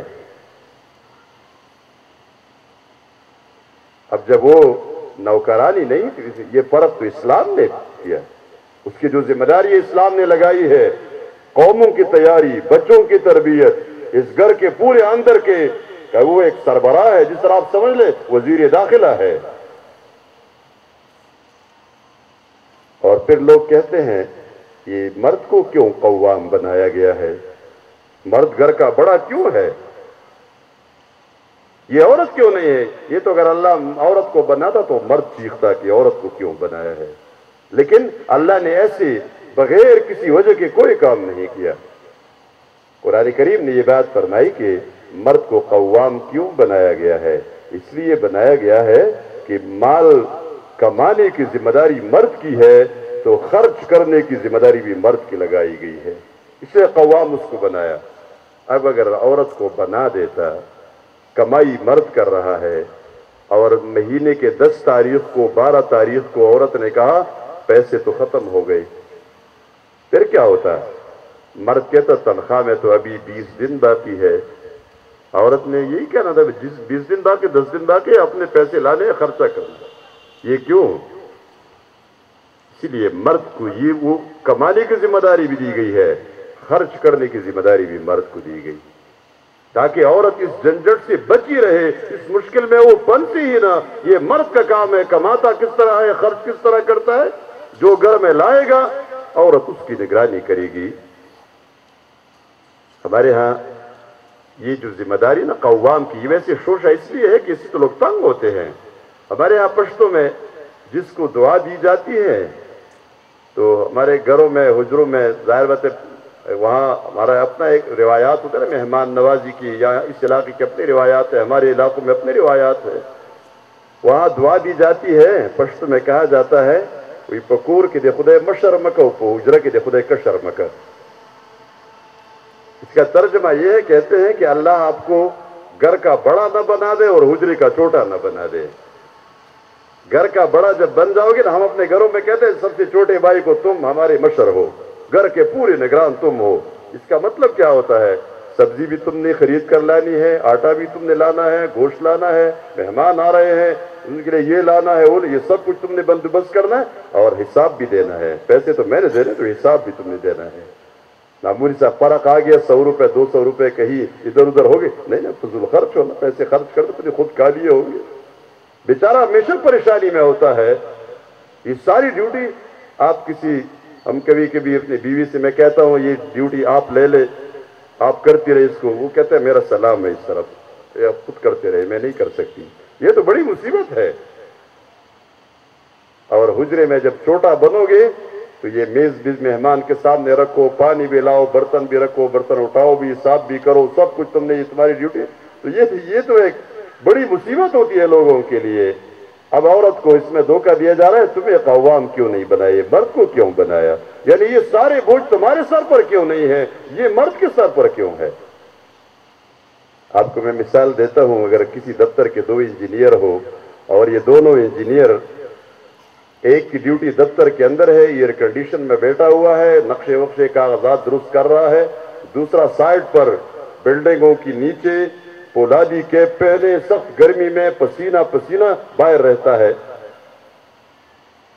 تو یہ باہر والا تو کہہ سکتا ہے کہ مجھے بھی وقت پورا ہو گیا ہے، ٹینیور پورا ہو گیا ہے، اب 1 سال کے لیے مجھے دفتر میں بٹھاؤ، دفتر والے کو باہر بھیج دو۔ لیکن اگر دفتر والا چیخنا شروع کر دے میں بھی اس دھوپ میں کھڑا ہوتا ہوں، یہ میرا حق ہے، اور تنخواہ کا اسکیل بھی برابر ہے، کوئی اضافی پیسے بھی نہیں ملتے، کوئی الاؤنس نہیں ہے، تو لوگ کہیں گے نا تمہارا دماغ کام کرتا ہے۔ عورت کو گھر کے اندر بیٹھ کر سہولت کی زندگی، ڈیوٹیاں لگائی گئی۔ ڈیوٹی کیا ہے؟ فرمایا اذا صلت خمسها وصامت شهرها واطاعت بعلها فلتدخل من اي ابواب الجنة شاءت۔ عورت جب 5 وقتہ نماز پڑھے گی، رمضان کے روزے رکھے گی اور اپنے شوہر کی اطاعت کرے گی تو جنت کی جس دروازے سے چاہے داخل ہو جائے۔ یہ باقی ڈیوٹیاں ہم نے لگائی، اسلام نے نہیں لگائی، ہم نے ڈیوٹی لگائی۔ ہمارے ہاں بھی روایات ہے، اپنے طریقے ہیں، یہاں بھی ہے، عورتوں کے ساتھ اور بیویوں کے ساتھ خصوصاً جو تشدد ہوتا ہے، اور یہ کئی کیسز سامنے آتے ہیں، یہی اسلام کی بدنامی کا ذریعہ بنتے ہیں۔ ہمارا میڈیا جو منفی میڈیا ہے، جو ظلم کر رہا ہے، جو ظالم میڈیا ہے، اس میڈیا کا اور میڈیا والوں کا ذہن ہی منفی بن گیا ہے۔ کوئی تعمیری پروگرام، کوئی تعمیری بات ان کے اخبار کی خبر بنتی ہی نہیں ہے۔ جب کوئی منفی خبر ہو، کہیں ظلم ہوا ہو، کہیں معاشرے کی بدنامی کا کوئی کام ہوا ہو، تو بدنامی والی چیزیں تو لوگ دفنا دیتے ہیں، ختم کر دیتے ہیں کہ معاشرہ بدنام نہ ہو۔ یہ ان تمام منفی خبروں کو، بے حیائی کو، بدکاری کو، جتنے بھی جس سے معاشرے کو پوری دنیا میں بدنام ہونا ہوتا ہے، انہی کو یہ خبریں بنا کر اخبارات میں اور میڈیا پر لے آتے ہیں۔ ان کا کام ہی یہی ہوتا ہے۔ یعنی اتنے ظالم بن چکے ہیں یہ لوگ، اتنا منفی ذہن بن چکا ہے، پوری قوم کی بدنامی کا سارا ذریعہ یہ میڈیا والے ہیں۔ اور یہ ایک کوئی خبر آئی خاتون کے ساتھ ظلم ہوا ہے اور بس اس کو اچال رہے ہوتے ہیں۔ تم کس کو بدنام کر رہے ہو؟ تم اپنے ہی معاشرے کو بدنام کر رہے ہو۔ پوری دنیا کے اندر اپنے ملک کو، اپنی قوم کو، اپنے گاؤں کو، اپنی بستی کو، یہ کوئی خدمت ہے تمہاری؟ یہ کوئی خدمت نہیں ہے۔ یہ پورا بڑا درس شروع ہے، تعمیری باتیں ہو رہی ہے، اس کی کوئی خبر نہیں لگے گی تو ہمارے نشر و ارشاد کے ذمہ داران بڑی محنت کر کے کوئی خبر لگوائیں گے، لیکن میڈیا والے نہیں جی، کوئی خبر ہی نہیں بنتا۔ خبر کیا بنے گا؟ وہ کہتے ہیں سانپ نے آدمی کو ڈس لیا، یہ خبر نہیں ہے۔ خبر کیا ہے؟ آدمی نے سانپ کو کھا لیا، یہ خبر ہے۔ یہ ان کی خبر بنتی ہے۔ گویا پورا مذاق بن گیا ہے اس میڈیا سے۔ یہی میڈیا اچالتا رہتا ہے اس معاشرے کے اندر، ایسی چند خبروں کو اچال کے پورا معاشرہ بدنام کر دیتے ہیں۔ لیکن ساتھ ساتھ یہ بھی ہے نا، ہمارا ظلم بھی تو ہے۔ بیوی پر تشدد کرنا، اس لیے چائے بر وقت نہیں بنائی، کپڑے استری نہیں کیے، گھر کے اندر ویسی بغیر کسی وجہ کے، باہر طبیعت ٹھیک ٹھاک ہے، دوستوں کے ساتھ بیٹھا ہوا ہے، باتیں کر رہا ہے، خوش ہے، جو ہی گھر میں آیا بس حضرت کی طبیعت خراب ہے، بیوی کے ساتھ پورا دن بھر انتظار کر رہی ہوتی ہے کہ میاں گھر میں آئے گا تو ہم خوش ہو جائیں گے، کوئی خوشی کی خبر لائے گا، کوئی اچھی نظر سے دیکھے گا، اچھی بات کہے گا۔ اندر داخل ہو کے یہ پتہ نہیں کیا ظالم بن کر، کوئی درندہ بن کر داخل ہوتا ہے۔ یہ کون سا طریقہ ہے؟ یہ تم نے گھر میں کوئی نوکرانی کے ساتھ بھی ایسا سلوک نہیں ہوتا جو بیویوں کے ساتھ لوگ کرتے ہیں۔ دوسری طرف بیویاں، ان کے دلوں کے اندر اپنے شوہر کے ساتھ پھر بھی محبت ہوتی ہے، آپ تشدد کرتے ہیں، پھر وہ انتظار میں ہوتے کہ چل اس کے بعد رویہ تو ٹھیک ہونا۔ ہمارے رشتے میں ایک معذور شخص ہے، ان کی بیوی تھی، معذور پاؤں سے معذور تھا، تو ایک دن اس کو غصہ آ گیا اور اپنی بیوی کو مارنے لگا۔ تو یہ بیوی کر سکتی تھی کہ اس سے تھوڑی دیر ہٹ جائے، دوسری طرف ہٹ جائے، وہ یہ اٹھ نہیں سکتا تھا، لیکن اس نے کیا کیا؟ اپنے شوہر کو مضبوط پکڑا، ہاتھ کھلے چھوڑ دیے اور کہا تم مجھے مارنا چاہو تو مارتے ہو تو مارتے رہو، لیکن خود کہیں گر نہ جاؤ، پھر کیسے سنبھالوں گی تمہیں؟ یہ بیویوں کی محبت ہے، بیویوں کا رویہ ہے۔ لیکن دوسرا ہمارا رویہ بالکل دشمن کی نظر سے دیکھتے ہیں، اور کبھی کبھی معمولی باتیں آ جاتی ہے اور پھر اس کا غصہ بیوی پر نکالا جاتا ہے۔ یہ بہادری نہیں ہے۔ بہادری یہ ہے بیوی جو تمہیں کچھ نہیں کہتی، اب اگر تم ایک وار کرتے ہو، مارتے ہو اس کو، تو یہ تو ہو سکتا ہے نا آپ 10 دفعہ اس کو مارے، 10 تپڑ لگائے تو ممکن ہے بیوی اتنا تو کر سکے گی نا کہ 1-2 تپڑ تو ماری گی نا۔ کوئی زیادہ کمزور کیوں نہ سی، کوئی چھوٹا بچہ ہو، بڑا اس کو مارنا شروع کر دے تو کم از کم ایک پتھر اٹھا کے اس کو مارے گا تو صحیح نا، اتنا تو کچھ کرے گا۔ بیوی اس سے زیادہ کچھ کر سکتی ہے۔ اگر آپ کے ساتھ لڑائی میں کبھی ممکن ہے کوئی بیوی زیادہ طاقتور ہو شوہر سے، لیکن کبھی ہاتھ نہیں اٹھائے گی، کبھی ہاتھ نہیں اٹھائے گی۔ یہ کیوں؟ یہ تمہارا احترام کرتی ہے، یہ تمہارے ساتھ پیار ہے، محبت ہے۔ تمہارا تپڑ تو بڑی شدت کے ساتھ رسید ہوتا ہے، لیکن وہ کبھی اس کا تصور نہیں کر سکے تمہیں نہ اس کی لگے نہ کسی اور کی لگے۔ ان کے ساتھ، ایسی مخلوق کے ساتھ ظلم کرنا یہ تو بےغیرتی ہے، بزدلی ہے، یہ کوئی بہادری نہیں ہے۔ آپ باہر جا کر کسی کے ساتھ کوئی لڑائی جھگڑا ہو، اپنے مد مقابل کو آپ مارے پچاڑے تو لوگ کہیں گے تو بہادر ہے۔ اس عورت کو مارنا جو بالکل اپنا ہاتھ ہی نہیں ہلاتی تمہارے مقابلے میں، بالکل ایک بے جان چیز بن جاتی ہے، اس کو مارنا یہ کہاں کا انصاف ہے؟ اور پھر یہ جوز والے کہتے ہیں دیکھیں مرد ظلم کر رہے ہوتے ہیں، ہم ظلم سے بچا رہے ہیں، کہاں ظلم سے بچاتے ہیں؟ لیکن یہ ہمارے ظلم ہے. غیرت کے نام پر قتل ہمارا ظلم ہے. یہ سورا کا رسم ہمارے وہاں سورا کہتے ہیں، پتہ نہیں آپ لوگ کیا کہتے ہیں، وہ لفظ مجھے بھول گیا، لیکن میں دشمنی میری ہوتی ہے، میں کسی شخص کو قتل کر دیتا ہوں، اللہ نہ کرے مثال ہے، تو پھر کیا صلح ہوتا ہے. صلح میں اس شخص کو اس دشمن کے گھر اپنی معصوم بیٹی کو بیچ دیتا ہوں تاکہ صلح ہو جائے. اس بیٹی کا قصور کیا ہے؟ یہ بیٹی ادھر کس طرح رہے گی؟ کوئی حق اس کا نہیں ہوتا، تم صلح میں آئی ہو، خاموش ہو جاؤ، بات نہیں کہہ سکتی، اس کا مہر نہیں ہوتا، اس کا کوئی حق نہیں ہوتا اس گھر میں. تو یہ اسلام نے ظلم کیا، یہ ہم نے کیا ہے. ہمارا ظلم اسلام کی بدنامی کا سبب بن رہا ہے. گھر سے باہر کے سارے کام کاج، کھیتی باڑی کا، یہ اسلام نے ڈیوٹی لگائی ہے کہ تم کرو. یہ ہم نے یہ ظلم کیا ہے. اسی طرح عورتوں کو بیچ کر پیسے جمع کرنا، یہ اسلام نے ظلم کیا ہے، یہ ہم نے کیا ہے. اور ہمارے ظلم کی وجہ سے ہمارا اسلام بدنام ہو رہا ہے. ہم میراث میں حق نہیں دیتے. اب میں اگر آپ سے سوال کروں، آپ جتنے لوگ بیٹھے ہیں ذرا غور کریں اور سوچے بھی کہ ہم نے عورت کو میراث میں حق دیا ہے. اور میں صاف واضح سوال کرتا ہوں، جن جن کا باپ مر گیا ہے، یہ بوڑھے حضرات بھی کہیں نا ہم تو ابھی زندہ ہے تو ٹھیک ہے جی، ہم اپنے بیٹوں کو نصیحت کریں گے. ایک باپ اس طرح آیا، جی یہ بیٹوں کو میں کیسے نصیحت کروں کہ یہ اپنی بہنوں کو حصے دے رہے میرے مال میں. میں نے اس بوڑھی سے ایک دفعہ پوچھا، جو گزرتا، میں نے کہا یہ ذرا بتاؤ تم نے اپنے بہنوں کو حصہ دیا تھا؟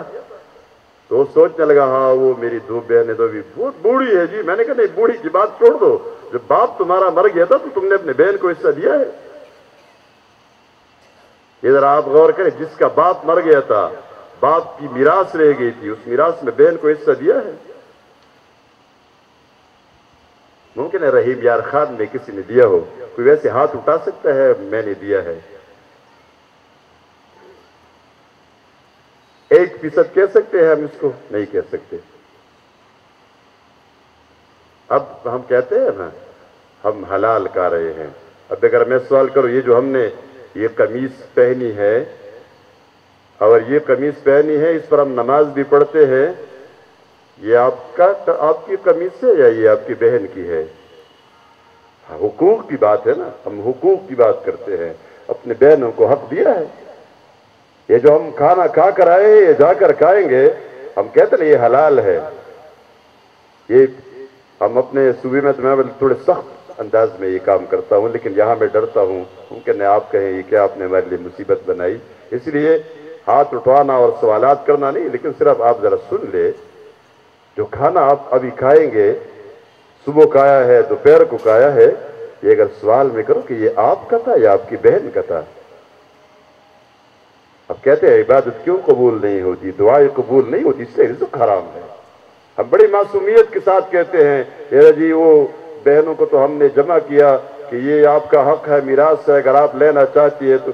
بہن نے کہا نہیں جی بھائی جان بالکل نہیں، ہم نے آپ کو دے دیا ہے، ہم نے بخش لیا ہے، ہم نہیں لیتی. بھائی کیوں نہیں لیتی؟ یہ جب کبھی آپ کو ضرورت پڑے اور آپ اپنے بہن کے گھر جائے، بہن اگر کوئی 10,000 روپے تمہارے پاس ہو، مجھے سخت ضرورت ہے، تو وہ کہتے چلو ٹھیک ہے لے جاؤ بھائی جان، آپ کو 10,000 روپے دے دیتی ہے. 10 دن کے بعد 20 دن کے بعد صبح جب آپ نماز سے آتے ہیں فجر کے بعد یا مغرب کو ہر وقت، تو آپ کی بانجی یا بانجا آیا ہوتا ہے یا نہیں؟ مامو جان، وہ میری ماں کہتی ہے کہ اگر وہ پیسے تمہارے پاس ہو تو ہمیں ضرورت ہے دے دو. یہ کیوں مانگتی ہے؟ اس لیے اسے پتہ ہے یہ میری ہے. اور وہ لاکھوں روپے کروڑوں کی جائیداد میں کیوں حصہ نہیں مانگتی؟ اسے پتہ ہے کہ اسے دینا نہیں ہے. تو کیوں یہ بھائی ظالم بن جاتے ہیں؟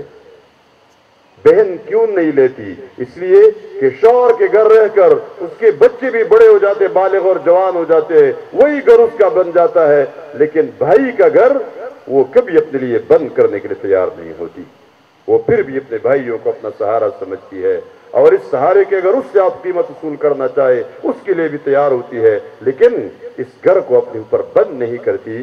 بھائیوں نے حصہ دیا، اور حصہ دینے کے بعد یہ میں تو اپنے علاقے کے لطیفے سنا سکتا ہوں نا آپ کو. بھائیوں نے فیصلہ کیا کہ ایک بہن کی ان کو حصہ دیتے ہیں میراث میں. تو اس وقت انہوں نے پورا جو جو مال تھا تھوڑا سا تھا، کچھ پیسے چند ہزار روپے اس زمانے میں بہن کا حصہ بن گیا. تو بہن کو بلایا اور اس کو بڑے بھائی نے بڑی اچھی تقریر کی کہ بہن دیکھیے ہم بہت غریب بھی ہے، سب کچھ ہے، لیکن یہ مال میں میراث میں تمہارا حصہ ہے، یہ پیسے لے لو. وہ بہن نے ابھی پیسے جتنے تھے وہ ہاتھ میں پکڑے ہوئے تھے اور بڑی خوش تھی کہ میرے بھائیوں نے مجھے حصہ دیا ہے. تو ایک بھائی نے تقریر کی، بہن دیکھو آپ کو پتہ ہے نا ہم بڑے غریب ہے، یہ ہے وہ ہے. تو بہن اور خوش ہو گئی کہ اچھا ہوا اتنے غربت کے باوجود میرے بھائیوں نے مجھے حق دیا ہے.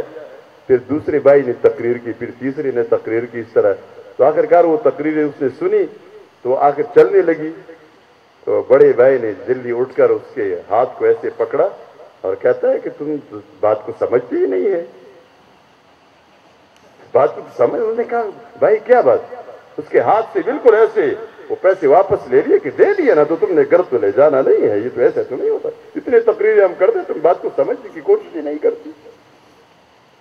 یہ ہمارا دینا ہوتا ہے، اس لیے بہن نہیں مانگتی، اس لیے بہن حصہ نہیں لیتی. اب حصہ دے دیا. یہ اسلام کی حقوق ہے. مغرب نے آزادی کے نام پر عورت کو غلام بنایا، بازار کا دکاندار بنایا، ٹیلی فون کا آپریٹر بنایا، فضائی میزبان بنایا، عام مردوں کو خوش کرنے کا ذریعہ بنایا، اشتہار کا ذریعہ بنایا، اور کہتے ہیں ہم نے عورت کو حقوق دیے ہیں. حقوق کے نام پر جو سب سے بڑا ظلم انہوں نے کیا ہے وہ تو مغرب نے کیا، وہ تو ان NGOs نے کیا ہے. میں اپنی بہنوں سے، اپنی ماؤں سے اور اپنی بیٹیوں سے یہی کہتا ہوں، اسلام تمہارے حقوق کا محافظ ہے، اسلام کے اندر تمہارا تحفظ ہے. لیکن یہ بھی یاد رکھیے کہ تمہارے لیے نمونہ یہ لیڈی ڈیانا نہیں ہے. تمہارے لیے نمونہ یہ جتنے فاؤنڈیشن بنے ہیں، جتنے NGOs بنی ہے، ان کی بے حیا لڑکیاں، یہ پتہ نہیں عاصمہ جہانگیرہ اور آج کل اس میں عاصمہ عالمگیرہ اور فلان، یہ ساری جو نکلی ہے یہ شیطان کی نمائندگی کرنے والی ہے. تمہارے لیے نمونہ صحابیات ہے، امہات المومنین ہے، شوہروں کے ساتھ گزارا کرنے والی صحابیات. زندگی گزارنا سیکھنا ہو تو اپنے امہات المومنین سے آپ سیکھیے. حضرت عائشہ صدیقہ رضی اللہ تعالیٰ عنہا فرماتی ہے آپ کے لیے نمونہ ہے، ام المومنین ہے. مہینے گزرتے تھے ہمارے گھر میں آگ نہیں جلتی تھی جس پر کوئی ایسی چیز پک جائے جس کو کوئی جگر والا کھا سکتا ہو. کھجور اور پانی سے ہمارا گزارا ہوتا تھا. آپ کے لیے نمونہ حضرت فاطمہ رضی اللہ تعالی عنہا ہے. انتہائی غربت میں اپنے شوہر کے ساتھ زندگی گزارتی ہے. اللہ کے رسول صلی اللہ علیہ وسلم نے بھی یہی فرمایا، عورتوں سے خطاب فرمایا اور فرمایا ٹھیک ہو جاؤ، بیدار ہو جاؤ، ورنہ تمہاری اکثریت میں دوزخ کی آگ میں دیکھ رہا ہوں. فرمایا کیوں؟ اس لیے کہ تم اپنے شوہر کی ناشکری کرتی ہے. اللہ تمہیں شوہر دے دیتا ہے، شوہر کی شکل میں ایک سہارا تمہیں دیا جاتا ہے، اس سہارے کے ذریعے اللہ تمہیں اولاد بھی دے دیتا ہے. لیکن پھر جب تم معمولی سا کوئی نقص دیکھتی ہو تو تم فوراً چیخ پڑتی ہوں ما رأیت منک خیرا قط، میں نے تو تم سے خیر دیکھی ہی نہیں ہے، حالانکہ سارے خیر کا ذریعہ تمہارے لیے اللہ نے یہی سہارا بنایا ہے. حضرت فاطمہ رضی اللہ تعالیٰ عنہ انتہائی غربت میں اپنے شوہر کے ساتھ گزارا کرتی ہے. کیسے گزارا کرتی ہے؟ چکی پیس کر ہاتھوں میں چالے پڑ جاتے ہیں، علی اور اس کے بچوں کے لیے کھانا تیار کرتی ہے. ایک مرتبہ جو حضرت علی رضی اللہ تعالیٰ عنہ لے آئے، فاطمہ نے اسے روٹی بنائی، پیسا پہلے، پھر اسے روٹی پکائی، اس کے بعد علی کو رکھا، علی کے سامنے علی نے کھایا، اس کے بعد حسن حسین کے سامنے رکھا، انہوں نے کھایا، جو باقی بچ گیا تو خود کھانے بیٹھ گئی. حضرت علی رضی اللہ تعالیٰ عنہ فرمانے لگے واقعی فاطمہ اور طرح کی عورت ہے. مجھے اس رات کی بات یاد ہے جب اللہ کے رسول صلی اللہ علیہ وسلم نے فاطمہ کا ہاتھ میرے ہاتھ میں دیا تھا اور مجھے فرمایا تھا علی دنیا کی بہترین عورت تجھے حوالے کر رہا ہوں. آج مجھے معلوم ہو گیا واقعی فاطمہ دنیا کی بہترین عورت ہے، بہترین خاتون ہے. सय्यदतु निसाए अहलिल जन्नत भी है, जन्नत की औरतों की सरदार भी है, वाकई है वाकई। एक मरतबा हजरत अली रजी अल्लाह तआला घर में आए, बच्चे भूखे सोए, हसन हुसैन नवासे रसूल भूखे सोए हैं। गुस्सा किया, आप मुझे कहती मैं किसी से कर्ज लेता, बच्चे भूखे तो न सोते। फातिमा रजी अल्लाह तआला ने कहने लगी, अली तुझसे कभी मुतालबा नहीं करूंगी, इसलिए कि जिस रात अल्लाह के रसूल ने, मेरे बाप ने मेरा हाथ तुम्हारे हाथ में देने का इरादा फरमाया तो उससे पहले मुझे वसीयत फरमाई थी और फरमाया था, फातिमा अली से कुछ न मांगो, इसलिए कि अली गरीब है, तुम मुतालबा करोगी और वो नहीं दे सकेगा, उसको शर्मिंदगी होगी, इसलिए अली तुमसे कभी कुछ नहीं मांगूंगी। ये हमारे लिए नमूना है। मर्द अच्छे शौहर बने और औरतें अच्छी बीवियां बन जाए, गुजारा करे अपने शौहरों के साथ, अपने घरों में गुर्बत की हालत में गुजारा उम्महातुल मोमिनीन का तरीका है। हजरत फातिमा रजी अल्लाह तआला अन्हा की सुन्नत है, यही आपके लिए नमूने है। ये बेहया औरतें तुम्हारे लिए कभी नमूना नहीं बन सकती, इसलिए अपनी इस जिम्मेदारी की तरफ आप सब मुतवज्जे हो जाए। इस्लाम में आपके हुकूक है, लेकिन आपकी जिम्मेदारियां भी है, अपनी जिम्मेदारियों को भी अदा करे। आपके हुकूक का तहफ़्फ़ुज़ इस्लाम करता है। और तमाम मर्दों से भी मेरी दरख्वास्त है, ये मिरास के मामले, ये महर की बातें, हमारे यहाँ धांधली करके शौहर महर भी छीन लेता है, कभी कभी गुस्से में आकर, और उनको ऐसा तंग करता है कि बीवी समझती है ये महर नहीं छोड़ूंगी जब तक, उस वक्त तक तो मेरी जिंदगी खराब रहेगी। तो पश्तो में कहा मीरात रिश्ता महर हो, तबाह रिश्ता महर, ये महर तबाह हो जाए मेरा, लेकिन शौहर की तबीयत तो कम से कम ठीक हो जाए। इस तरीके से महर माफ कराने वाले, ये उनके लिए हलाल नहीं हो सकता, ये हराम ही रहेगा। औरत का हक है महर, जो शौहर महर अदा नहीं करते तो अल्लाह ने औरत को भी हक दिया है कि मर्द को भी, शौहर को भी अपने हुकूक से रोक दे। ये उसका हक है, ये उसका कर्ज है आप पर, ये सारे हुकूक आपके हैं, ये इस्लाम ने दिए हैं। कहीं कहीं अगर जुल्म होता है उसका जिम्मेदार इस्लाम नहीं है, उसका जिम्मेदार हम हैं।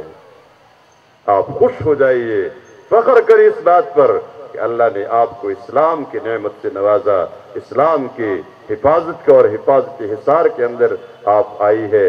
आपका ये हिजाब, आपका ये पर्दा, अल्लाह की इताअत, अल्लाह के रसूल की इताअत, अपने शौहर की इताअत, ये जन्नत में ले जाने वाली चीजें हैं। अल्लाह तुम्हें जन्नत की तरफ बुला रहा है। ये मगरिब वाले, ये एनजीओज वाले, ये दोज़ख की आग की तरफ बुला रहे हैं। ये हमारी बच्चियां एनजीओज में मुलाजमत करती है, कुछ पैसे नहीं, बहुत ज्यादा पैसे इनको मिलते हैं। ये पैसे जो हमारे तरक्याती कामों के लिए वर्ल्ड बैंक इमदाद के नाम पर देते हैं, लेकिन इमदाद नहीं होता, ये सूदी कर्ज होता है जिसका हम सूद अदा करते हैं। लेकिन साथ एक शर्त ये भी लगाते हैं कि ये कर्ज भी सूद पर देंगे, लेकिन तुमने फलान फलान एनजीओज को इसमें से इतने करोड़ देने भी है।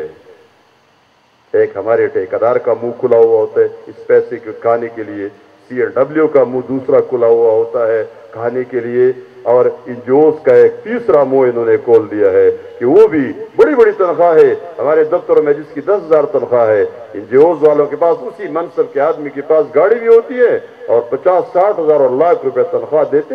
ये हमारा माल है और हमारा माल खर्च करके हमें बेहया बना रहे हैं ये लोग। मैं अपनी बेटियों से और अपने बहनों से यही दरख्वास्त करूंगा, कहीं तुम्हारी तालीम, तुम्हारा हुस्न, तुम्हारी जवानी दोज़ख की आग का जरिया न बन जाए। ये जो कीमत, ये जो एनजीओज वाले पैसे तकसीम करते हैं, तनख्वाहें देते, ये दर हकीकत तुम्हारी ईमान की कीमत है, ये हया और गैरत की कीमत है। कभी अपनी ईमान और गैरत और हया का सौदा नहीं करना, भूखे नहीं मरूंगी इंशाअल्लाह। अल्लाह तबारक व तआला हम सबको अमल की तौफीक दे दे। अक़ूलु क़ौली हाज़ा व अस्तग़फ़िरुल्लाह ली व लकुम व लिसाइरिल मुस्लिमीन। ये हमारे तो 2 दिन रह गए, आज जुमा का दिन है, कल हफ्ता है, परसों इतवार को तो हमारी दुआ का दिन होगा। कल भी मेरे ख्याल में स्कूलों की छुट्टी है, शायद सरकारी स्कूलों की, कोई ज्यादा बड़ा मसला वैसे भी इशा के वक्त नहीं होता। लेकिन अभी के बाद جو آج کل ہم نے ہوم ورک دیا تھا، میرے خیال میں کچھ لوگوں نے وہ ہوم ورک کیا بھی ہے. کس کس نے کیا ہے؟ میں نے کہا نا ایک شخص کو ساتھ لانا ہے بالکل لازماً. کون کون لے کر آئے؟ دیکھیے یہ کام کوئی زیادہ مشکل نہیں تھا، آپ نے کیا ہے. جو نئے لوگ آئے ہیں ان کے سامنے بھی یہی ہوم ورک ہے کہ کل آتے ہوئے سب نے ایک ایک فرد مزید لانا ہے، ایک ایک فرد مزید لانا ہے.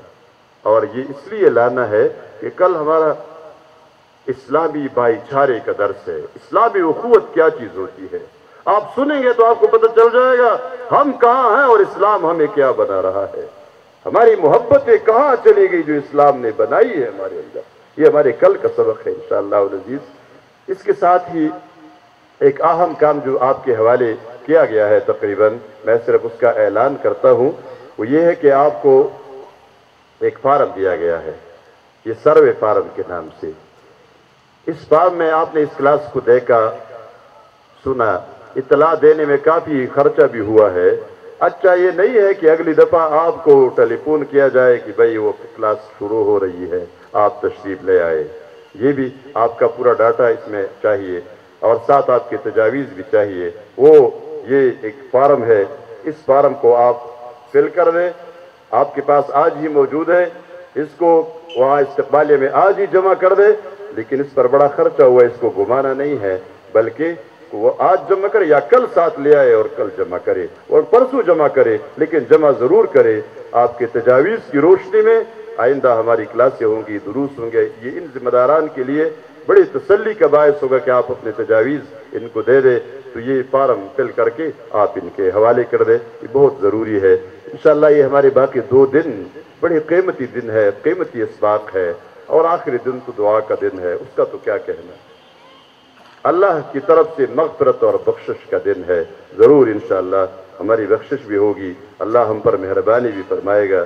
ایک چھوٹی بچی ہے، ایک صاحب کی طرف سے درخواست ہے، ایک ہماری ایک نانی ہے جس کی طرف سے درخواست ہے کہ بچی گردوں کی مریض ہے، چھوٹی بچی ہے، اس کے لیے خصوصی دعا کی درخواست کی گئی ہے. اسی طرح ایک خاتون کہتی ہے کہ میری میاں بہت زیادہ بیمار ہے، اس کے لیے بھی آپ دعا فرمائیں. اسی طرح کئی درخواستیں دعاؤں کی آئی ہے بیماریوں کی. اللہم صلی علی سیدنا محمد وعلی آل سیدنا محمد كما صليت على سيدنا إبراهيم وعلى آل سيدنا إبراهيم إنك حميد مجيد. ربنا تقبل منا إنك أنت السميع العليم وتب علينا إنك أنت التواب الرحيم.